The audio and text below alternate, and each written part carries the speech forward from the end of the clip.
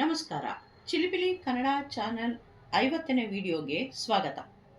ಇಂದಿನ ವಿಡಿಯೋದಲ್ಲಿ ಪ್ರಾಥಮಿಕ ಹಾಗೂ ಮಾಧ್ಯಮಿಕ ಶಾಲೆಯ ಮಕ್ಕಳಿಗೆ ವಿರುದ್ಧಾರ್ಥಕ ಪದಗಳನ್ನು ಒಂದು ಚಟುವಟಿಕೆಯ ಮೂಲಕ ಕಲಿಯುವುದನ್ನು ತೋರಿಸಲಾಗಿದೆ. ಇಲ್ಲಿ 2 ಬಣ್ಣದ ತಟ್ಟೆಗಳನ್ನು ಬಳಸಲಾಗಿದೆ. ಹಳದಿ ತಟ್ಟೆಯಲ್ಲಿ ಕೆಲವು ಪದಗಳ ಸಣ್ಣ ಕಾರ್ಡ್ಗಳನ್ನು ಇಡಲಾಗಿದೆ.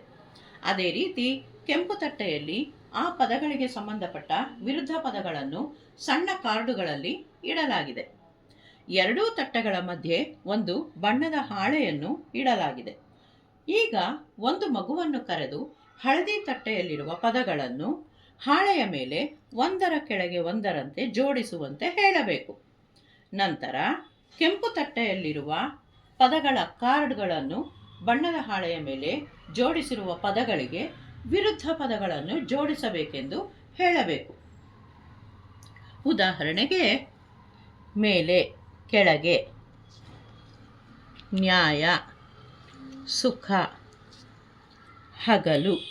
ಇದಕ್ಕೆ ವಿರುದ್ಧ ಪದಗಳಾದ ಅನ್ಯಾಯ, ಸುಖ, ದುಃಖ, ಹಗಲು, ಇರುಳು ಈ ರೀತಿ ಜೋಡಿಸಬೇಕು.